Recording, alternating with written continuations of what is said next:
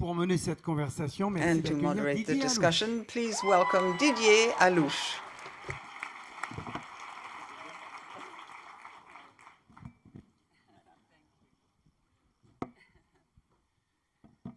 Comment ça va, Kate? Kate, how are you doing? I Great. feel like I'm in the beginning of tour, but all right. So I really wanted to start with it because, first of all, we're very happy that you're doing this rendezvous with us today. Oh, merci beaucoup. But you're also here for something that is very important. It's the Displacement Film Fund. So very simply, what is it and why is it so important for you? Well, firstly, thank you all for coming. Thank you. And thank you to the festival and to Terry for hosting me and really for hosting the fund. It's about just over 2 years ago, a group of us were at the Global Refugee Forum. I've been a goodwill ambassador with the UN Refugee Agency. I thought everyone was going to put their phones down and just be present. And yeah, for over 10 years. And when I started working with them, the numbers of people who were displaced internally and externally beyond their borders was about 60 million. Now it's well over 120 million. And that, double. And yeah, and with that exacerbated by what's happening to our climate, they're the two biggest challenges we face as a species. And all of us around the table were asked to make a pledge, and we identified that it is very odd with these two very pressing challenges on us as human beings that the issues of displacement and climate aren't more foregrounded or even in the background of the narratives we tell. And we wanted to find a way where we could support displaced filmmakers, because of course when you're displaced you don't stop being a teacher, a lawyer, a doctor or a filmmaker. And you know, the time that people spend in displacement before they can safely return to their country of origin is around 19 years. So that's a whole career that's lost, not only for that individual, but for audiences. And so we very quickly, we thought it would take a long time, we launched the fund here at Cannes, and Terry very kindly offered us the platform. And then it was a rolling stone. We got great support with the Rotterdam Film Festival, Hubert Bals Fund, and some wonderful private partners, and have now developed a fund that gives 50 grand to five established displaced filmmakers or filmmakers who are alive to the issues of displacement to make a short film. And we launched them in Rotterdam this year, and the reception was just extraordinary. And what's been wonderful is not only, so Mohammed Rasoulof, who was well known here, he was one of the filmmakers. It not only is the power of the film, but the power of them as a cohort. Because of course, like being female, it's not a monolithic experience. So the different perspectives that they brought, the stories they told, was really exciting. And tomorrow we're launching and announcing the second round. So we're hoping to move to a legacy fund. But it was primarily to support those stories and get them into the mainstream. I'm sorry to be more precise, but how does it work? How do you get the help? How do you ask the help? Can we help? Is there like a website where we can go and check it out? And yes, at the moment we're running that through the Rotterdam Film Festival website, and it was a pilot program, so we've had a lot of learnings along the way, but you can go and see them. And so we're with Film Forum in New York, we're having qualifying screenings so that they can be qualified for the Academy Awards. And then there's exciting news to come about where they'll be platformed and where audiences can see them. Because part of the DNA was not to ghettoize these stories and have them seen by people who are perhaps alive already to that sort of storytelling and those sort of perspectives, but to get them seen more broadly. So that's stage 2 of the program. Appreciate what you're doing, because I think we all agree here. We get the news every day. We get like reports every day on the news network and everything. But the stories are getting more and more difficult to be told and to be given to us. A story coming from difficult places. What is, on your opinion, is there a role that cinema is playing that is even more important than it used to be in telling the story we never hear? Yes, I do. I think festivals increasingly are becoming, I keep thinking we're like polar bears on ice floes, and those ice floes are festivals. They're places for discussion, dissemination, not only of individual films, but that's the glory of having a festival, is that you get to, and I've talked a lot to Terry about this and Alberto at Venice, is that you don't necessarily set out with a theme, but by simply choosing a series of films, themes emerge because artists are very alive to the undercurrent of what is going on in society. So I think it's they're very, very important places, not only for the films themselves, but for audiences, for critics and for the wider public to discuss what goes on in those narratives. The windows on the world. Yeah. That's what it is. Cannes, I must say that I was very happy to call you. I was doing the press conference, call you Madame la Présidente when you were the president of the jury in 2018. So very simply, what was the experience like? What do you keep from this year in Cannes when you were the president? It was extraordinary. I mean, not only an extraordinary responsibility, but it was a pleasure to just immerse yourself in the visions of other people. And because often people talk about cinema as being, imagination that becomes illuminated through the light that comes through that projector. But I think increasingly, and to your previous question, it's about the hardest part, I think, of being any artistic endeavour is grappling with reality.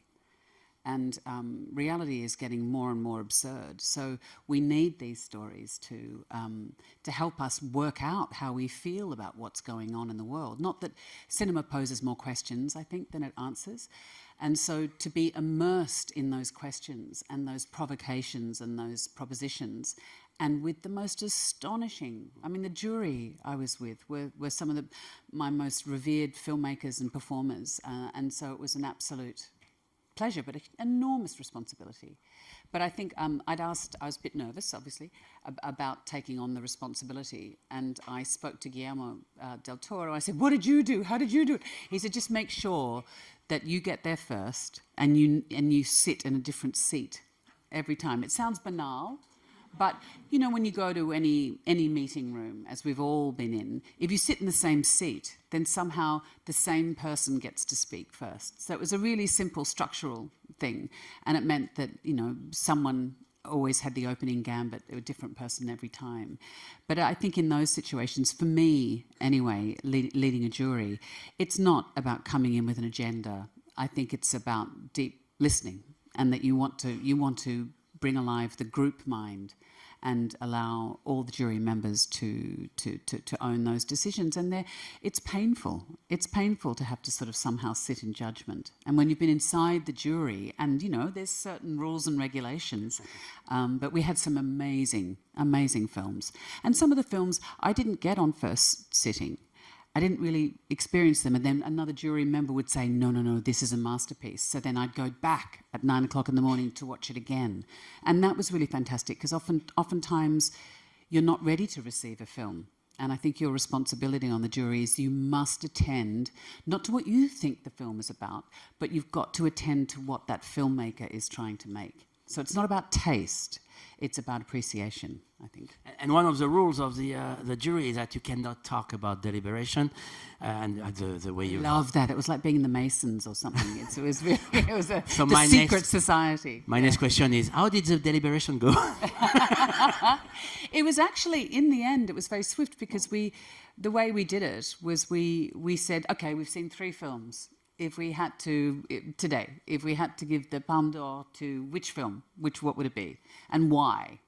Because sometimes you have to, and I've presided over the jury at say Camera Image, and to look through, literally, physically, not metaphorically, look through the lens, the cinematographer's lens at a film. You're looking at it in a very particular way. But so when you have to analyse the film, what was the strength of this film? Was it the performance? Was it the direction? And, and oftentimes, in certain awards ceremonies around the world, I do wonder if people actually know what editors do. if they know the difference between a cinematographer and a director, between an actor's choice and what they've done in the production design.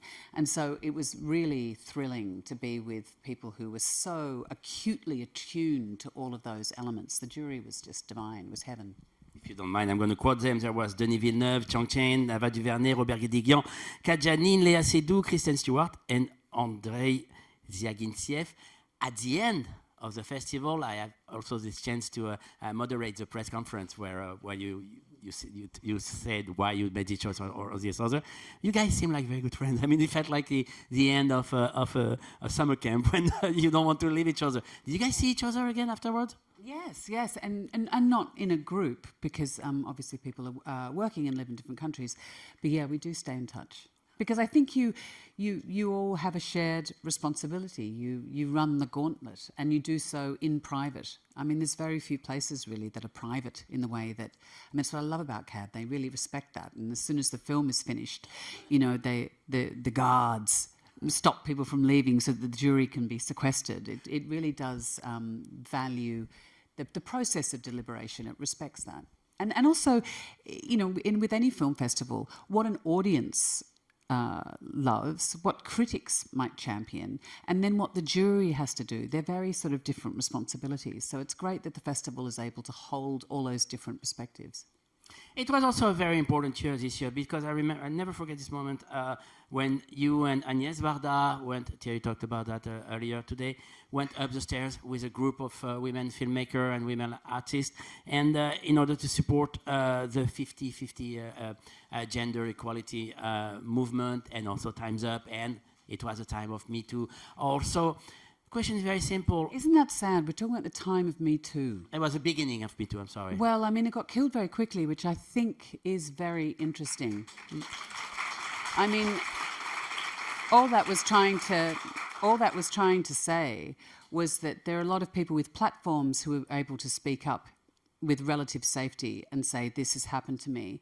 And the so-called average woman on the street, person on the street, is saying, Me Too. Why does that get shut down? Why does that get shut down? All you're saying is that they, you know, what it revealed is, you know, a systemic layer of abuse, not only in this industry, but in all industries. And if you don't identify a problem, you can't solve the problem. If you shut that problem down, if you shut that conversation down, you can't move on.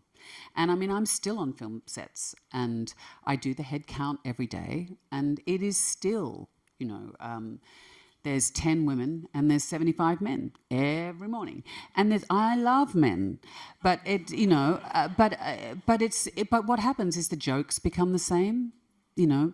You just have to brace yourself slightly. Now I'm used to that, but it just gets a bit boring. It gets boring for everybody when you walk into a homogenous workplace, and I think it has an effect on the work.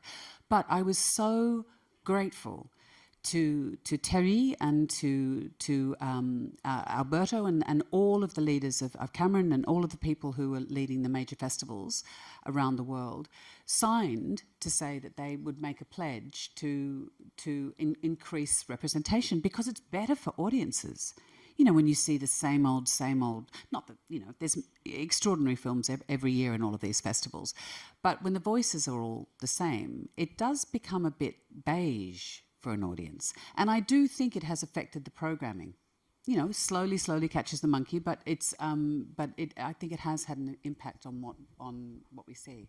The thing is that you're absolutely right. I mean, it has changed since it's been almost 10 years, but not really. I mean, when Hollywood say we're going to change everything and we're going to have women directors and stuff like that, yeah, they do, but for TV shows and this kind of stuff. And nothing wrong with TV. I love TV, but in terms of movies, big blockbusters, that hasn't really changed. I mean, for the first time ever, there was a women a women cinematographer winning the Oscars this year. It's the first time ever. We're in 2026. This is great, but it seems that it's going too slow. I mean, do you see that?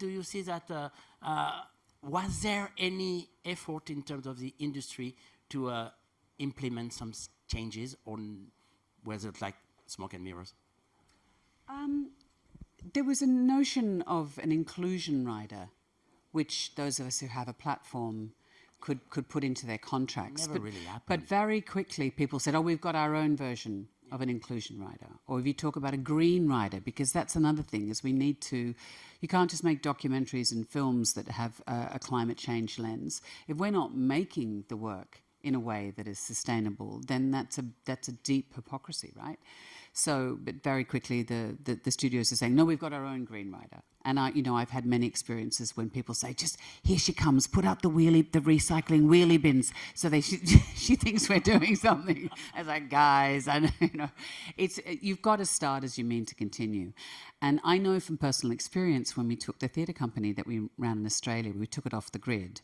And when we did that as one of the first initiatives, everyone was saying, "What does that have to do with our core business? What does that have to do with making theatre?" But as people started to gain ownership of it, they saw that there were visual and creative opportunities in there. It changes the way you look at the work, and it innovates the work, and so people start designing differently. They start moving through the spaces differently. So it does have an impact on the work, which is really great, I think. I'm totally agreeing with you. It's not just women; it's diversity in a pretty large sense of the word. But we live in a world, especially in the US, where diversity is kind of attacked from every front possible. How do you feel that cinema and maybe artists in general can help that, can change that, can fight that?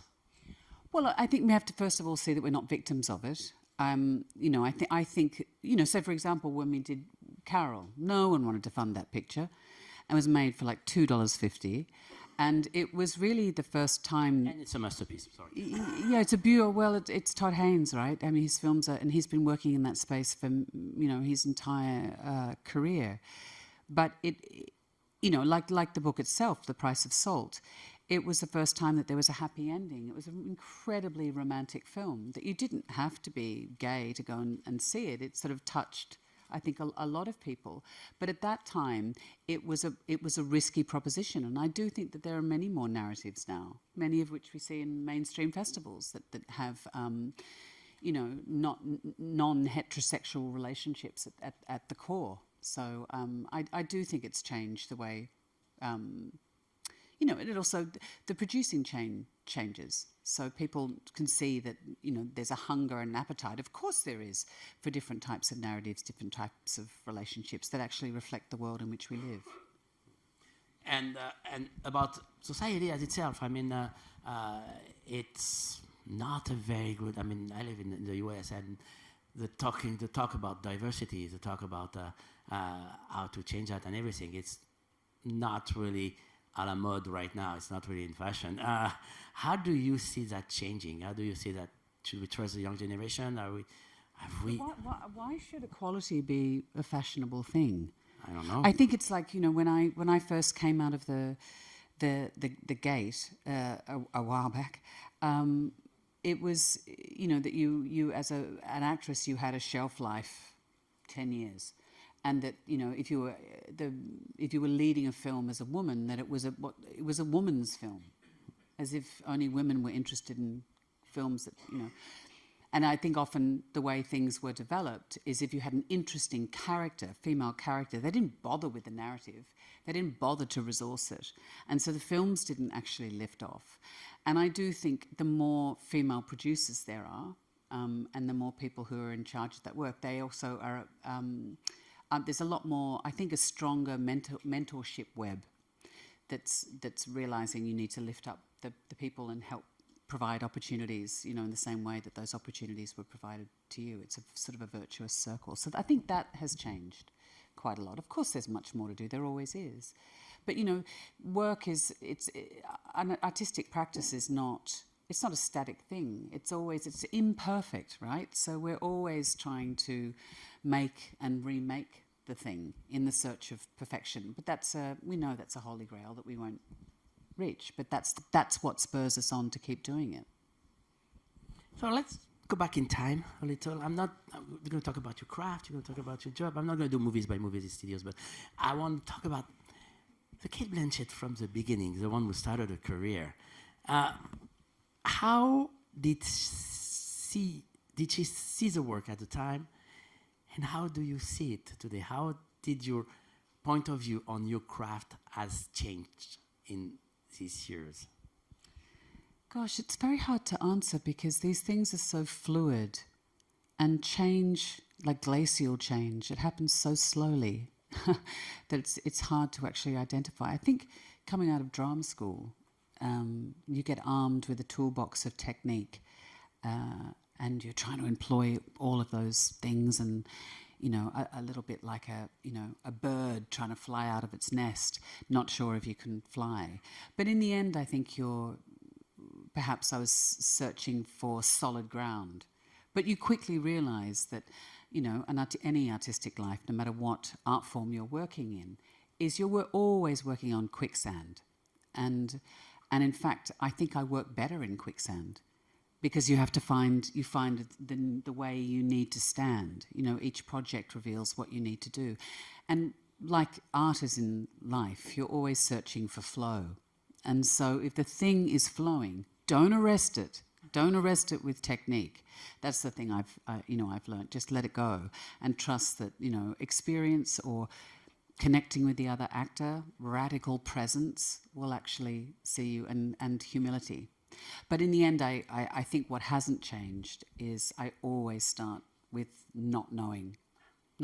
And so the process of working on something, whether it's in film or television or theatre, is a process of trying to find out. So it's always wanting to be in a project.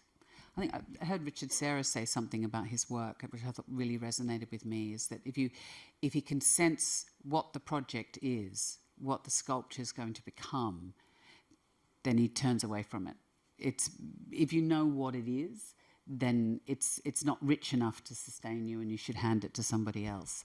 So I think I always like those things. And that's why, I mean, sometimes it just doesn't work, which is a very public failure. But that's, I suppose, what I've developed is a thick skin, you know.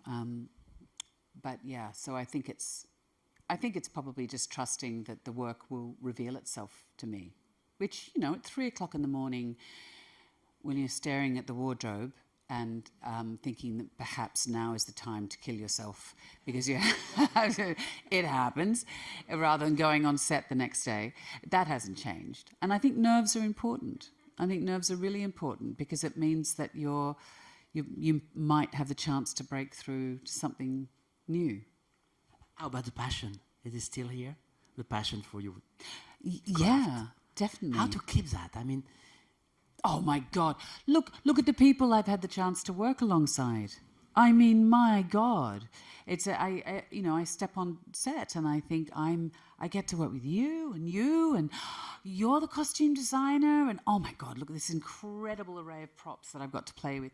You know, it's there's so much around you to inspire you, but look, as I said at the beginning, there's the world's in a parlous state. And there's a lot to be done. And so I do have a lot, sometimes too much, energy. And I suppose I'm at a point now where I'm thinking, where's the best place to channel that energy? Because I think being alive is working out, you know, where you can be most effective. But also where you can find joy, let's face it, more joy. I did work a little on this, on this interview, and I noticed that. Did you write the answers as well? You can give me some. I have the answers. So far, you're doing good. This is something that I find fascinating with you. Some people, some actors are working very much on preparing the part. You're kind of obsessive. I mean, you. Am I? Yeah, you're working like crazy. I mean, I read that somewhere that. If it's a Did I say that? Yeah, you did. If it's a biopic, you want to know absolutely everything about the person. If it's not, you have to create an entire life for this character. Is that true? Is that important for you? How do you take that in the creation of your characters? The work that you're doing. I'm very slow. You know, and I keep saying to filmmakers, can the first 2 days, can I just walk by in the back of shot, you know, before I have to actually do anything? It takes me a while to warm up. Maybe it's just years and years of being in a theatrical rehearsal room, is you get to play around a bit before. So in terms of the preparation, I think the preparation I remember when I was playing a version of Bob Dylan, I had a panic attack of sorts because I was on the set of the second Queen Elizabeth film, The Golden Age, and I had to lose quite a lot of weight. And so, so I was getting thinner and thinner and thinner as the film went on. And every lunchtime, I was watching the outtakes from the Pennebaker documentary, thinking, I have to leave here on Friday, get to Montreal on Saturday, have a costume fitting, and be on set for the Dylan film on Monday. And so I felt like I had no time to prepare. But in a way, because I've been watching this stuff and my body had been changing, is that I must have assumed that stuff by osmosis. And what I realised was that Todd Haynes he creates a playlist for every actor, in all of his films. He's so democratic in his sharing of his visual landscape, how the film's going to look, that all the preparation in the world I didn't make any sense until I put the eyebrows on, put the costume on, and stepped on his set. And so the atmosphere he created meant that we could lift off. So no one wants to see your homework as an actor. And so you do have to leave all that preparation behind and just trust that you're going to then play with the other actors, and what will stick will stick. Although my friend who was doing makeup at one point said, I think you need to put a sock down your pants. Yeah, because it just would give me a different sort of package. And that was very helpful. I hadn't thought. So sometimes the suggestion comes from other people in the spur of the moment. Well, you answer kind of answer my next question, but I was about to ask you about instinct, about the part of instinct that you keep for every character, because I remember it's one scene. It's just a look in Babel, in Yaritu's movie, when she understands what's happening. She's in the bus and she understands what's happening, kind of understands what's happening. You have a look that is. I'm like, wow, she got it, and I'm totally into the film. You caught us, you caught me at least, into this bus with you. This is something that is when the character was shot. Yeah, when she understands what's happening. I mean, not the shot itself, but this moment right after, and it's just a look in your eyes that I'm like, wow, this is happening, because she's with her eyes, she's telling me this is happening. This is something that I found fascinating. I mean, but Inaruti, he loves. He's incredibly intense and loves that chaos. I mean, the experience of the film was incredibly chaotic. My son had an accident in Morocco, so I think I was quite traumatized anyway. So maybe, that was art imitating life. But, I remember the first day we shot Brad and I shot a scene. And we did a couple of takes, and Inaritu came up and said, "This is shit." He said, "What is this shit?" And he said, "There's nothing here." He said, "This scene has to work, or the movie doesn't work." He walked off. But what it is it knocks you off your center. I mean, that's a form of direction. This is the thing too. It's a really interesting time, I think, for us to think about the way we talk to one another on set. Because some people would say that's incredibly disrespectful, or that's upsetting to me. But sometimes a director can lead with love, but incredibly tough love. And I've been sort of thinking a lot about how we can create respectful spaces for one another that are still robust and demanding. Because I think we have to be rigorous when we make film. With joy. Joyful, always joyful. And, we have to play, right? We're playing. But sometimes you have to say, sometimes someone's just not, they're blocked. And there's, you have to try ways to help them unblock them, So it's, it was, but yeah. So I don't know whether that look was also just frightened that Inaritu was going to come in and say, "It's shit," to me again. Well, whatever it was, it worked. It worked. Yeah. I also read an interview where you said that you once saw Baryshnikov dancing on stage, and he was flying as he did, and you said that you were totally in awe from this moment of grace where we don't know if the dancer is gonna land, and this moment where he's totally into his art and he gives that to the audience, the moment of grace. Can that moment of grace happen on the set for the actors? Yes, but it is at that moment. I remember seeing Baryshnikov late in his career, and there was, obviously he couldn't do those big leaps that he had once done, and it was the most brilliant piece of. I will answer your question. Brilliant piece of costuming. He was wearing a black turtleneck, and you felt he was jumping 100 feet into the air, because what you were paying attention to was his facial gestures and his hands. And from years and years of experience, his hands, well, it was like magic. And so he was like he was lifting off into the air. It was the most superb, working with a dancer's limitations, but the history of their understanding of weight and space. And what he could deliver after all those years in the gesture of a little finger or the lift of an eyebrow was as if he was leaping into the air. But I do love, I love dance. I love when we dispense with words and things are reduced to a gesture. It's just heaven for me. But I do love that moment where, and maybe that's what you seek as an actor, what we seek as human beings, is that, when you leap off into the air, there is a moment when you don't know whether the dancer is flying or falling. And it's that moment, I think, that we search for, in life, in art. In craft, your craft, can that happen mostly in theater? You do a lot of theater? Or is it possible? On the set, it's very technical. There's a lot of people. There is we go back and forth and everything. It is very technical as well. But it's it's like surfing a tsunami. If you've prepared enough, then you can surf that technical stuff, and there's an exhilarating pleasure to surfing the technicality.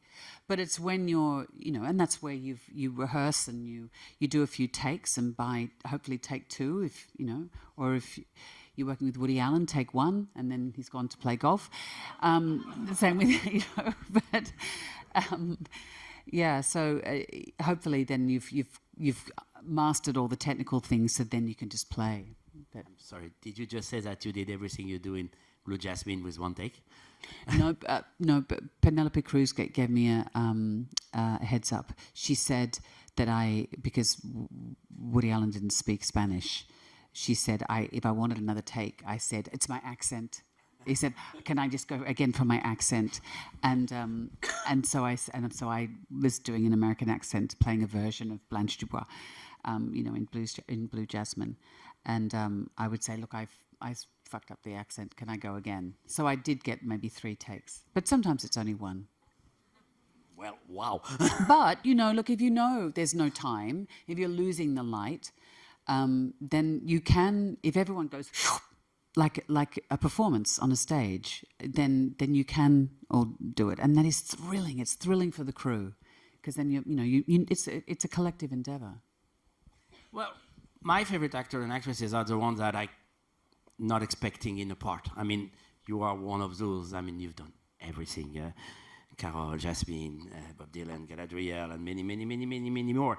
We cannot say this role is made for Cate Blanchett, but we can say Cate Blanchett can play anything.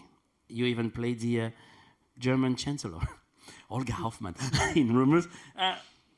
Is it important for you to maintain this level of diversity? Is it important for you to surprise yourself as much as you surprise us? I'm a bit of a strolling player about that. I also have... I love my garden. I love my 4 children. And there's a lot of other things that I do with my time. And so it's sometimes, great opportunities come along, and you just, because of the weight of your life, you can't pick those things up. So sometimes it's just, yes, I can do that. That's at the end of summer. The kids are back at school. I can go and do that for 3 weeks. And I think that's probably why I've played parts big and small. It's like I'd love to be in that, but I can't do that. I can only do that. Is that all right? So it's being part of that endeavour, and I love being part of an ensemble as much, as I do kind of leading the conversation. But I don't know. Yeah, there's plenty I can't do, and hopefully stuff that I haven't done yet. But you do get, Cindy Sherman talks about this, that as you get older, the palette that you're playing upon gets perhaps more calcified and less malleable. So, yeah. You really believe there's some stuff you cannot do? Heaps. Really? Like what? Well, I can't. I used to be able to tap dance. I can't really tap dance anymore.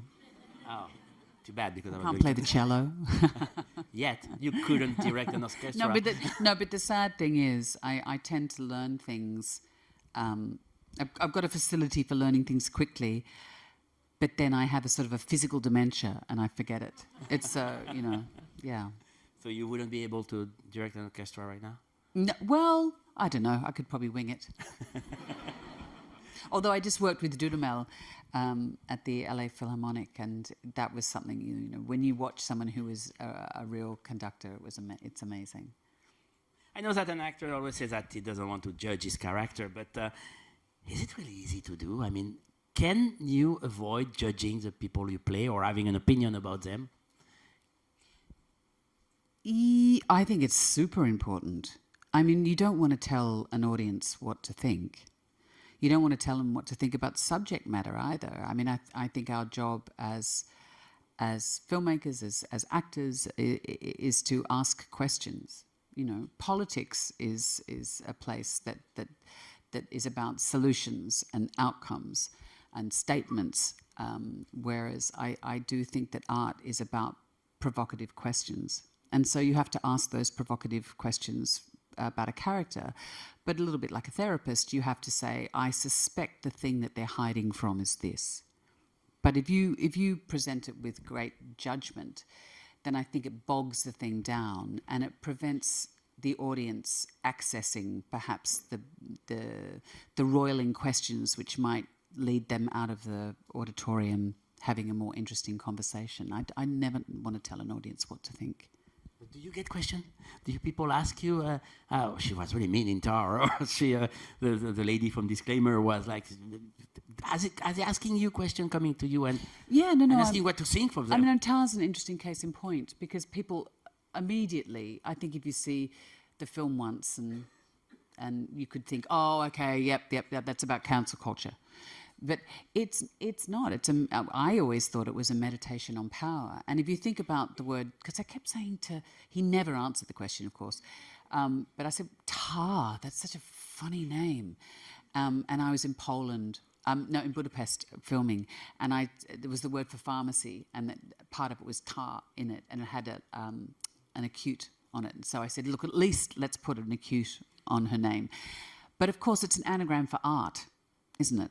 So for me, it was very much about the brutality of the creative process. And I think that what you saw is someone who was profoundly brutal to themselves as an artist. And then the way that often gets externalized, because the act of creation often involves the act of destruction.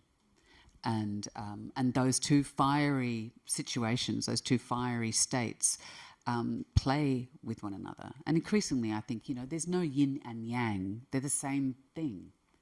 Guillermo was telling me the other day, so I just saw him, this is why he's on my mind, and he was saying there's a I think it's a French fable called Arsehole, Master of the Universe.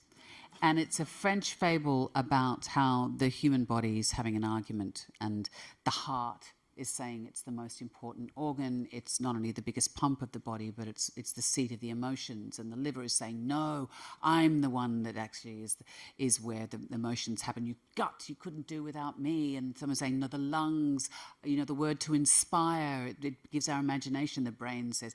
And then suddenly the arsehole piped up and said, try doing it without me for a week and see where the rest of you are. And they ignored him. So the arsehole shut down and the body didn't survive. And so in a way, we need that arsehole to rebel against, And so I think that's in, I don't know where. There we go.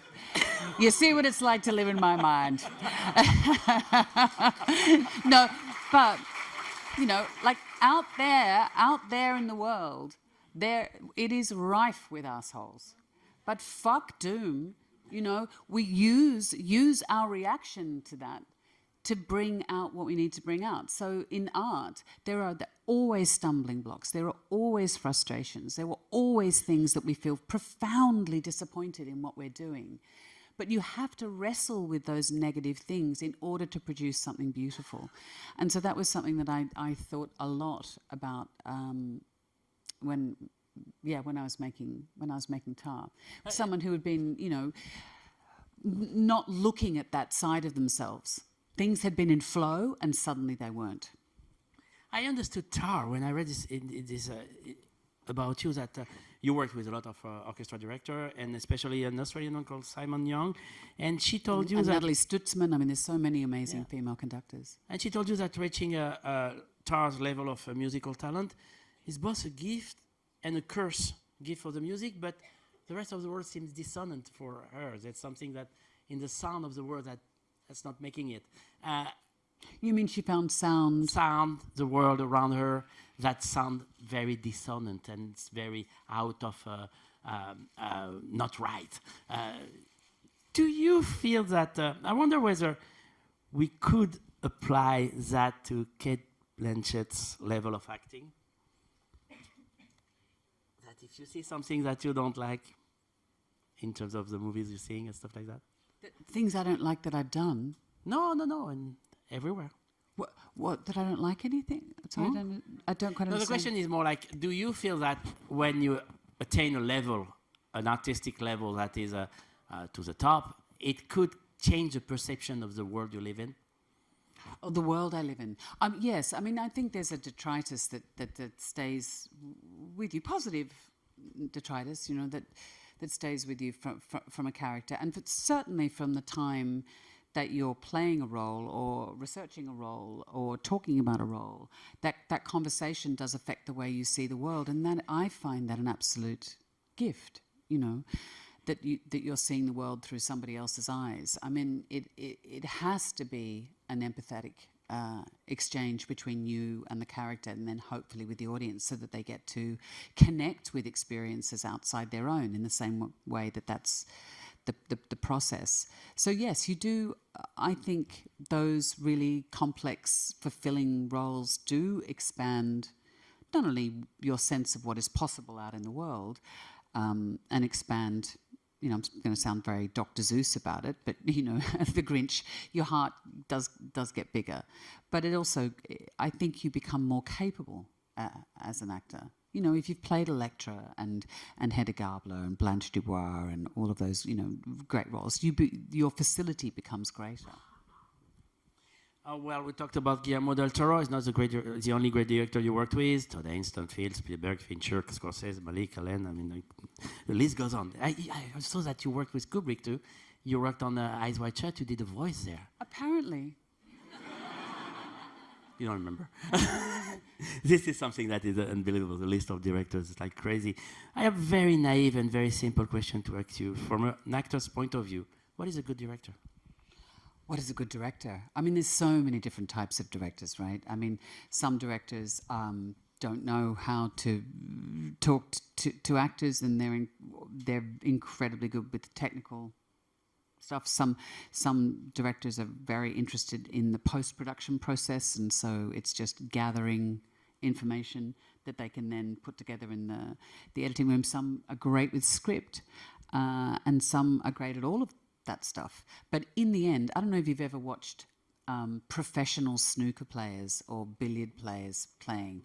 The way they look at the whole table, and they'll look at the ball, and they'll know, in order to get it in there, I need to get the ball in there. There's an accuracy, there's a sense of the whole, and a precision, and the putting the balls in all the right place. So increasingly, I think it's what Scorsese says, is it's knowing where to put the camera. So you watch what's going on, and then you think, I've got to put the camera here. And so over the years, I've been on set, and something's wrong, and people often say, don't be so hard on yourself. What you're doing is not. I said, no, it's not about me. Something's wrong, and you think the camera's not in the right place. We're not being looked at in the right way. And sometimes when you're in a scene, because you realise this scene is not about my character, it's actually about that character over there. And so I'll sometimes say to the director, look where I'm standing. If you look at that actress or actor from where I'm standing, do you see what I see? And so then, and Todd Field always says, you put the camera down and then you move it 2 feet to the left. Or you put the camera down and you move it 2 feet to the right. And so I think it's that level of precision. And that can come. I think a director has to know what their strengths are. Same with actors. You have to know what your strengths are and you have to know what your weaknesses are. And so if you think, I am really good with performance, but I need someone who's going to tell me put the camera 2 feet to the left. So it's about, I think a really good director is how they build their team, because it is a collaborative medium. And does it help if the director is a big cinephile? We're talking about Guillermo. He knows every movie he ever made. Does that help? I mean, when a director says, I want you to play like this character in this movie and this character in this movie, are you like, what is he talking about? Or does that help you in order to build up the character? I think for me personally, every actor's different.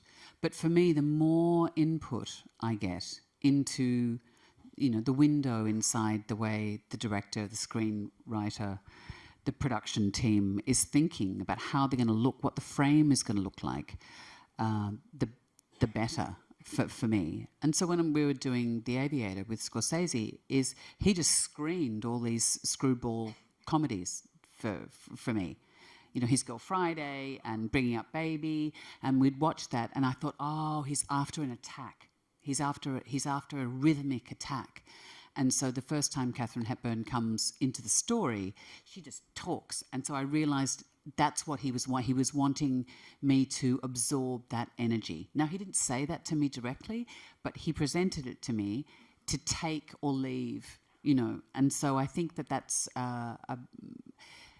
everyone says that good directing is also casting, right? So you cast people and then you want to see what they're going to do with the role. So I find those references, and with Guillermo, it's always a tour around the set and giving you options to play with, in the environment. And he's very, very inclusive in all of the aspects of the process. He wants the actors to sort of have as much information as they can. I find that I love that. I love that. Well, we're talking about The Aviator. What you do in the film is absolutely remarkable. And but I was wondering, when I saw the movie, I remember at the time, I was like, it's Katharine Hepburn, but it's not really Katharine Hepburn. It's like your version of her. Is that what Martin Scorsese wanted? Is it something that you kind of created with him? Yeah, he said to me, oh, she doesn't have to be a redhead, she could be blonde, she could just look exactly like you. What he was saying was he was liberating me from the idea that I had to do an impersonation. It was a terrifying proposition, I think, primarily because I was presenting her in a medium that she's so iconically known. If it had been a stage play, there would have been more license in a way. So, and I was also in colour, when in that period all of her films were in black and white, and so there's a strange dissonance to that. But so it was a bit nerve-wracking trying to find that balance. In the end, though, my job was to be in the film that Martin Scorsese was making. It was not about, presenting a kind of a drag show of Katharine Hepburn, although some people might think that's what I did. So I don't know. I don't think a lot of people think that.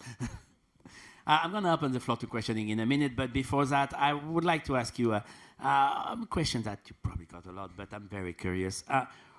What role changed you in your career or in your life? What were the most important moments of your career that you kind of said, this paved my way to where I am now? I think it's probably those roles where, I love a surprise. Roles where someone has offered you something that you think, wow, I hadn't thought of doing that, and probably as an unknown Australian actress playing Queen Elizabeth was that. But then Mike Newell casting me as a Long Island housewife in a film that about 2.5 people have seen called Pushing Tin, and like doing that as a kind of an antidote in a way to that other film. But I think it's ones that really stretch your capacity and that feel. I mean, I suppose most recently for me it was probably Tar. And I think too, because it changed me in a way, because the collaboration with Todd was so deep and so profound, and we would go into battle. I felt together every day. It felt so alive. Yeah. But also on stage, and I don't see these forms as being mutually exclusive. I think they're really complementary.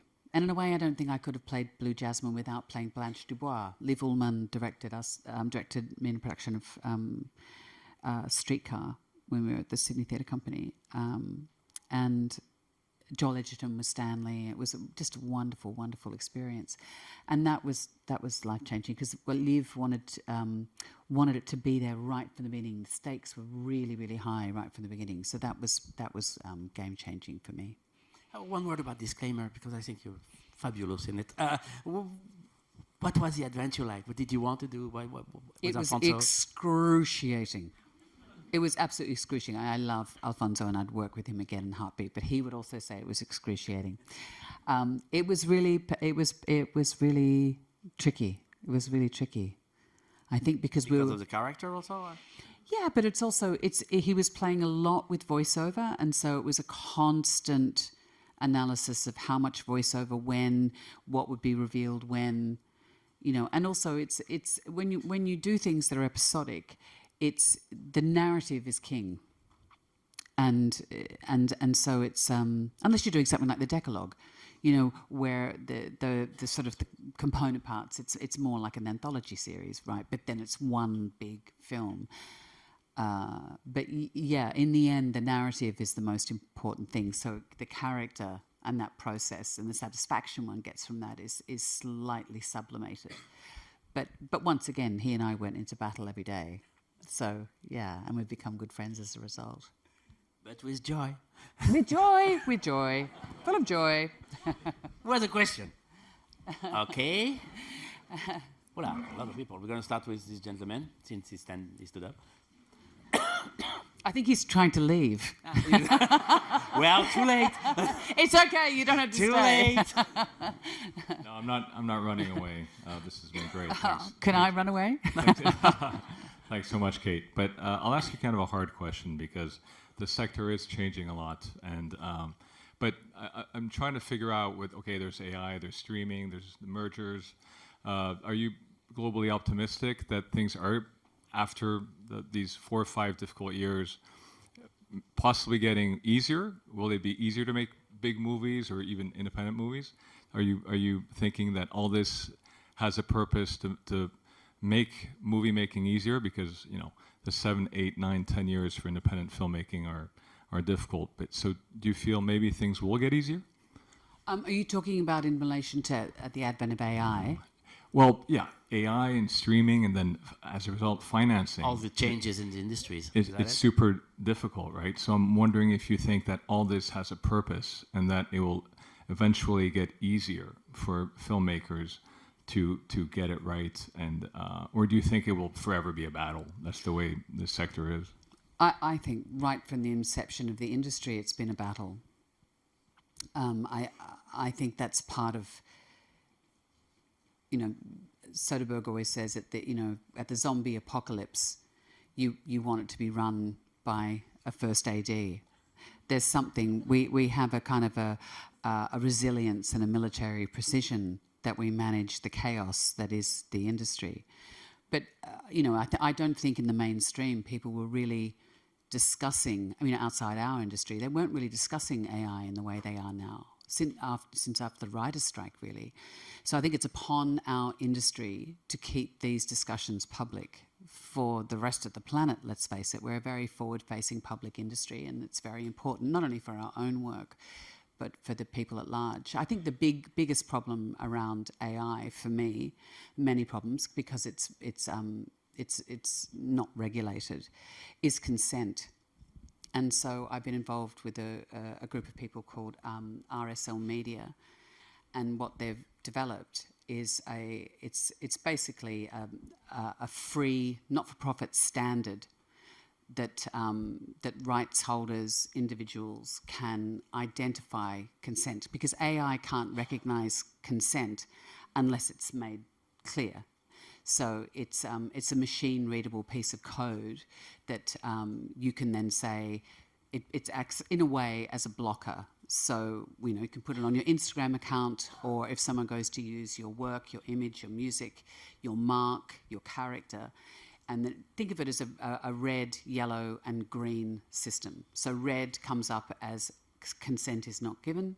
Amber is, or yellow, it comes up as consent can be given. These are the channels through which you can access consent. And green is consent is given. So I think that's incredibly important. Now, as a standard, we need legislation to support that. But I think what's come up through their research is that AI companies don't want to get involved in protracted, ongoing litigation. And, there's a moral responsibility to do the right thing, but they kind of want to do the right thing, but they're not being given a solution-based system to do it. And this machine-readable standard that can roll out as quickly and as exponentially as AI itself is rolling out, I think is really, really important, because human consent has to be placed front and centre so that innovation can sit side by side with the human hand. And I think that's super important. But there is now an inevitability with AI, and it's a very, very powerful tool. Now, I don't use it in my everyday. I prefer to read a book or go for a walk, but that's my choice. But there will be other parts of my life that will be involved with AI.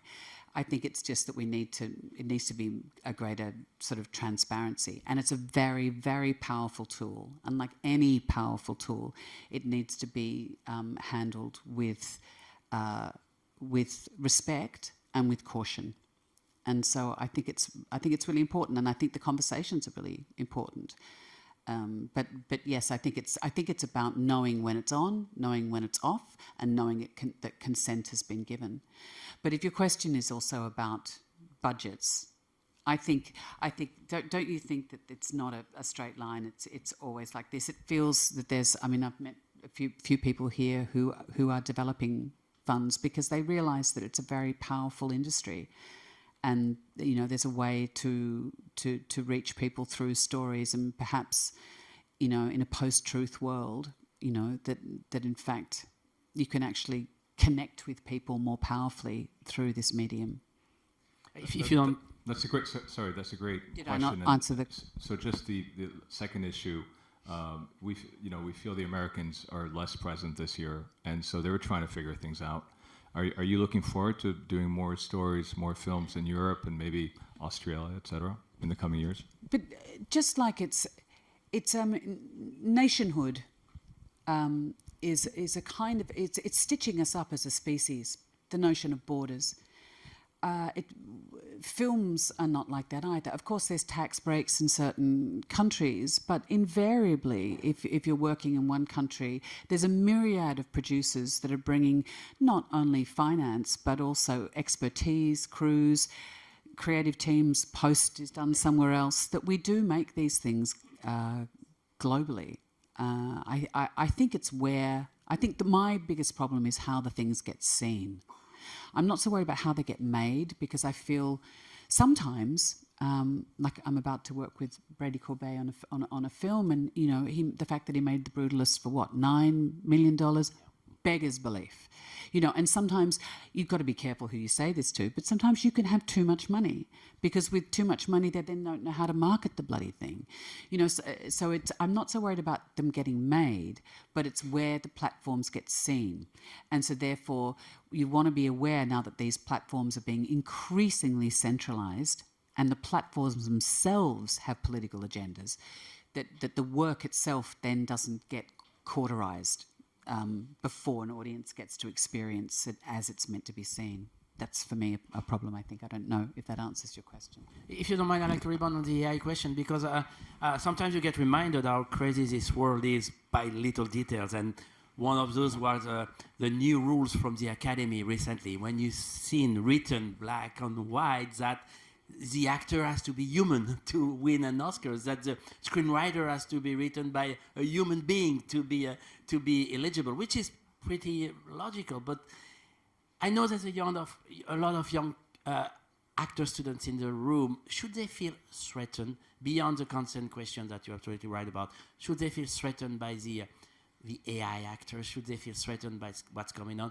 Are we going to be able, as film lovers, to still see the difference?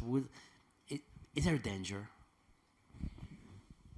I find the notion of homogeneity incredibly dull and very uninspiring. And I think when there's no... I mean, that's an interesting toy to play with, and it might be useful in some arenas. I think it's when it becomes monochromatic and you realise that perhaps what is really behind that is the fact that they think it's cheaper.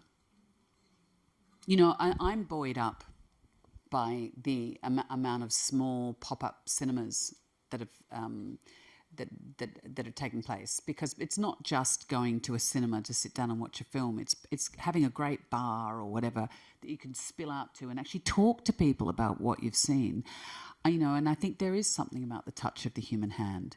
Now, I think there's an enormous creativity that goes into making those things. I think it's just, if it identifies itself as being an AI, it's when it doesn't identify itself as being AI, and that we're asked to sort of tell what's real and what's not real. You know, I think, you know, the ancient art forms of theatre have never been more important as a forum, as a place to gather, and neither has, you know, as film festivals as well. I think it's super important. Right next to you. Easy. I told you before in real life that you're a genius. And we wanted to ask you, my producer and I, how young and older can approach you, producers and filmmakers. We have a real Chio love story for you, where you would love 3 lovers at the same time and lie all the time. It's ending in a drama, and we wanted to... I mean, I have the hard drive here for you, but... Masterclass and job offer. I mean... My agent's sitting in the front row. Yeah, sure. Maybe we'll say that Sure. later. No, she's not. She's not my agent anymore. She's just sacked me. Sorry. I have no representation. Okay, something else. Gentleman here with a blue shirt. Just stand up and shout your question.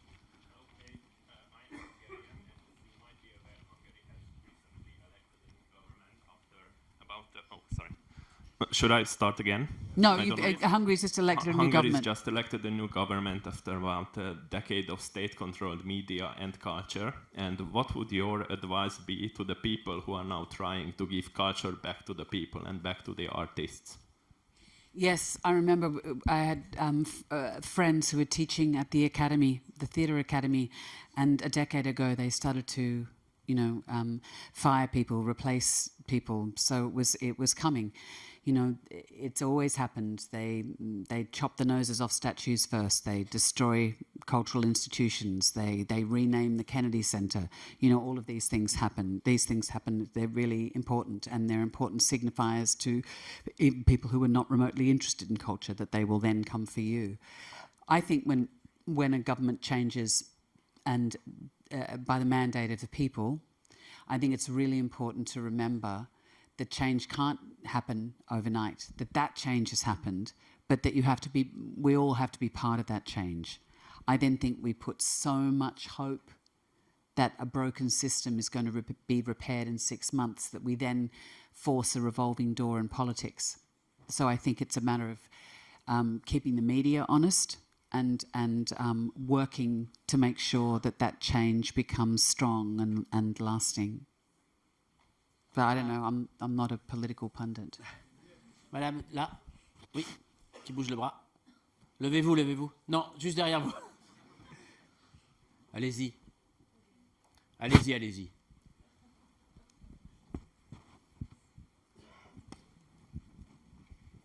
Merci, bonjour Kate. Je vais poser cette question. Hi Kate, I will parce que put j'ai this pas question in French. Bon ordre, donc je compte sur Monsieur Alouche pour traduire. Mr. Alouche will je voulais maybe revenir translate sur it for une scène you. qu'on a vue I dans want le to montage come au back début on de a cette scene rencontre, c'est la scène that we finale saw de at the Carole. beginning, Carol, J'aimerais the bien last savoir scene. si j'ai And toujours I'd voulu savoir like to si know, dans la tête de ce I personnage, also wanted to il y know avait if un in the monologue head intérieur durant of cette this scène. character J'ai toujours there was an voulu internal savoir et comment est-ce que vous avez monologue. travaillé avec I always Audience, wanted to notamment know sur cette scène, how plus did you globalement work with sur le Audience film. on The final scene the of scene? Carol, when she looks at the camera, the question is, does she have like a monologue in her mind? Does she ask what is she thinking about, and how did you work with Todd on this last moment of the film?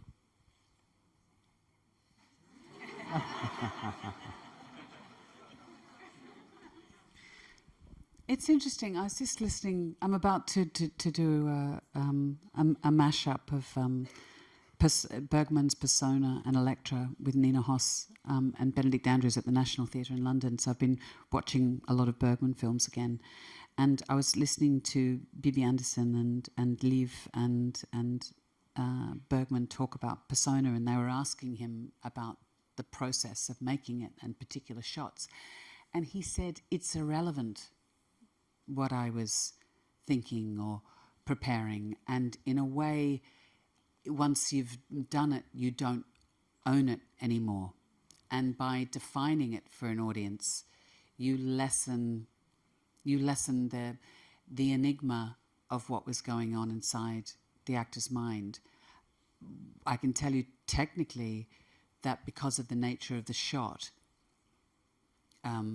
Rooney couldn't look at me and I couldn't look at her.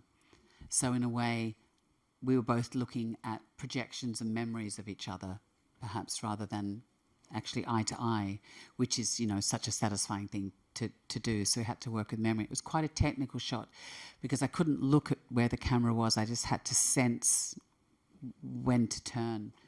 So I just tried to, and also I had to be engaged in this conversation, but not engaged and realize, it was the final shot in the movie.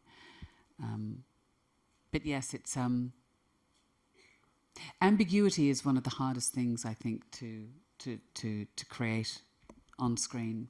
So in a way, I think the more ping-ponging antithetical thoughts you can have moving through your mind, hopefully then you create something that is open-ended and ambiguous, because I think it was really important not to lock the end of that film down so that the audience could spill out saying, was she thinking this? Were they thinking, what are they going to do? That was a really important part of it, which is a very unsatisfying answer, I know. Well, it's one of the most beautiful endings I've ever seen, so... okay, first row. Thank you for being here. I'm Polly from Greece. We had the pleasure of having you in our country recently. Yes, with Sweet Sick, with Alice Birch, yeah.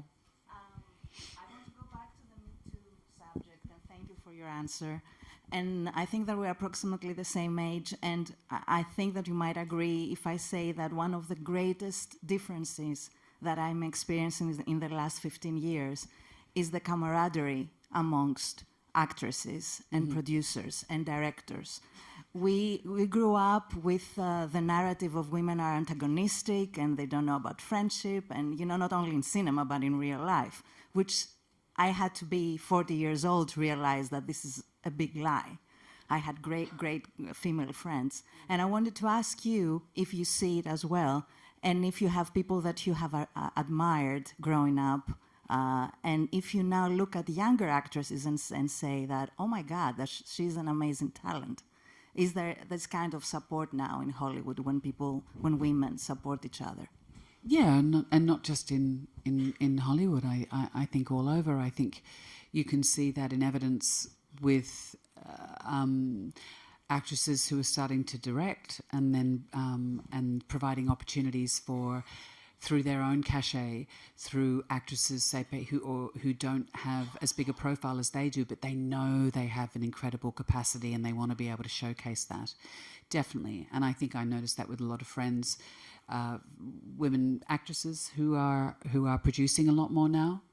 And so they're committed to making sure that they make the effort to hunt out people who perhaps, once again, have a wealth of talent, but need some mentoring or support.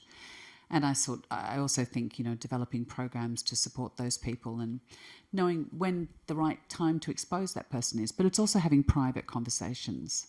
I think that those songlines are much more overt and alive. I think we allowed ourselves to be, but we were also quite siloed from one another. And as you say, that was certainly the narrative when I entered the industry.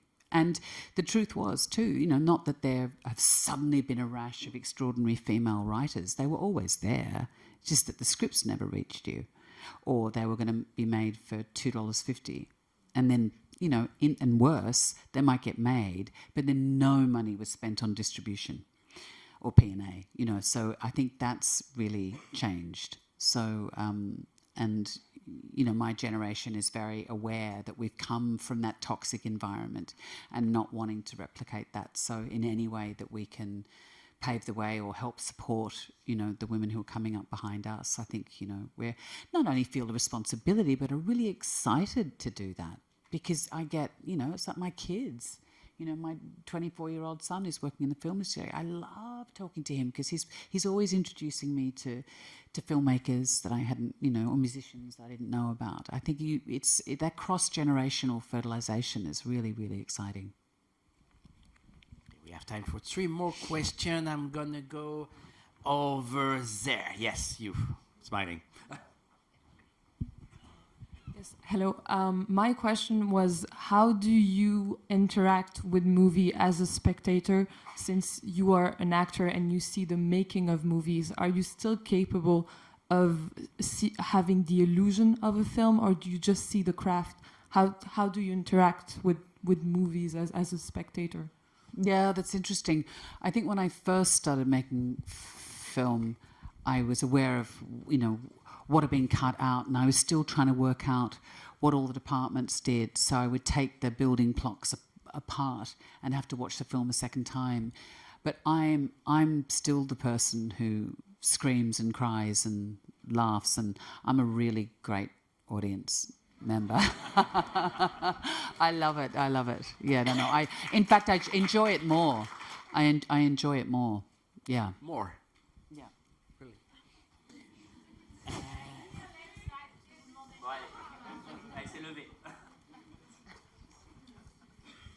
Hi, thank you so much for being here. I just wanted to mention that there was a big article in the French press about how this year was one of the least diverse years in the official selection at Cannes. There's, I think, only 22% of women as directors. Also, just in the nationalities that are represented. What do you think?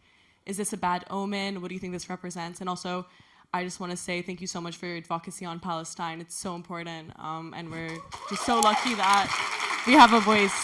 Thank you. Yeah, I think it's a sad state of affairs, isn't it? That film festivals suddenly become the only place where one can talk about wars, conflicts, genocides, as if they're going to be solved here. But yes, it's very important to keep those things on the public radar. I just wish that the question times in various parliaments around the world were much more opaque and honest and working towards solutions, because it's appalling and enraging what's going on in the world. But yeah, I think articles like that are really important. I think it's really important to say, oh, this year this has happened. But I know from having put programs together that you don't want to expose films that aren't ready, and you can't give opportunities to everyone all the time. And I personally have noticed that there are an increasing number of females represented, and there's many, many different pockets of the festival that one can interface with. I think I would love to see a festival where 75% of films were women and filmmakers of colour, but that would probably send people into what's going on, But I think wouldn't that be extraordinary? And that wouldn't happen every year. But I don't think we can return to it's when these things are unthinking. And my interface with this festival and many festivals is they're not unthinking. But I think those articles are still important, just to remind us, that these things have to reflect the world in which we live. Okay. Thank you. I'm here, Cate. I'm Naina. Hi. I'm a young actress from India. Hi. And I can't believe I'm saying hi, Cate. So I'm just taking a moment for that. Hello. I'm fresh out of film school, trained as an actor from FTI Pune. And I have a really personal question to ask, which is that I'm still told I don't look like an actress. What does an actress look like? I mean, the idea of beauty, of being something attractive. And the question that I want to ask is, when you were fresh out of film school or drama school and you were an actress, the feedback that you received from others onto yourself, how did you process that? And were you always open as you are, or did you cultivate the openness that you have today? This is an act. I'm not remotely open. Well, you're a good actress. Look, I mean, I know what you mean. It's. I think we all have to celebrate our difference. When I came out of drama school, I was on stage and I saw a photograph. I was playing Kafka's fiancée, Felice. I can't remember her last name. And I saw a picture of her, and she had rather large teeth. And I decided to smile like that. I didn't work for 9 months after that because my agent had to say, that's not really how she smiles. So you've got to be aware that people didn't know what to do with me when I first came out of drama school. Didn't know what to do with me. Didn't know I was too this or too that, and the thing I did, which was an absolute revelation, was a casting director, because I wasn't working. And I certainly didn't think I was that girl to work in cinema. I thought I was a kind of galumphing theatre actor, which is fine. You can galumph away. But she called me in to read opposite people who were auditioning. And it was such an education, because I realised that people got parts not because of their skill. It was often to do with things that you couldn't do anything about. Like, the size of your nose, or the blah, blah, blah, blah, or they've actually got a girl who looks like you or a boy who looks like you. And sometimes it walked in because you were trying to apologise. The person was trying to apologise for who they were, rather than celebrate who they were and ask questions of the people that they were in. So I think that's great. I think it's fantastic. I think we should be walking proud. And the other thing is, we have to sometimes make the work for ourselves rather than wait for it to come to us. So I think it's constantly being alive to finding who your people might be. Yeah. Thank you. Yeah, but good luck. It's an exciting way to spend your time. Okay, one very, very last question. You. The mic will come to you. Wow, thank you so much for this discussion. It's been amazing. I wanted to ask you, because you discussed a little bit about not judging the characters you're playing. So I wanted to ask, how do you approach separating the art from the artist when it comes to someone who has problematic political or social views? Thank you so much. Yes, I think it's very, very important to ask those questions. I think when those things are are made public, it's very disconcerting if you found that you've worked with someone or are working with someone who has behaved in ways that are reprehensible. And you know, there's a lot of secrets that we all hold that we don't tell one another, and when those secrets become public, it's somehow quite difficult to deal with. But I do think it's an eternal question, and I think it's how there's how much a person is enabled to behave that way, and that's you want to look at the circle of people around that person who are perpetuating that behaviour, and also someone who has genuinely atoned for that behaviour and changed their behaviour. I mean, Martha Stewart says, you know, if you stop changing, you're through. You know, she really, really believes in change, and I'm with her. I think people can change, and so I'm much more of the school of being open to the possibility that people evolve. I know I have changed. If I think back to things that I said and did when I was in my 20s, that terrible moment of shame. You know, we all do things that are foolish that we regret. It's what we do with that. And if we double down and keep behaving in that way, maybe it's time to stop working with that person. But if that person has atoned for it, and in fact their work can become deeper, they can become richer and kinder and truer and more inclusive, then I think that's great. I don't know if that answers your question, though. Madame, I have one more thing to say in the name of everybody in the room. Merci beaucoup. Merci. Cate Blanchett. Thank you.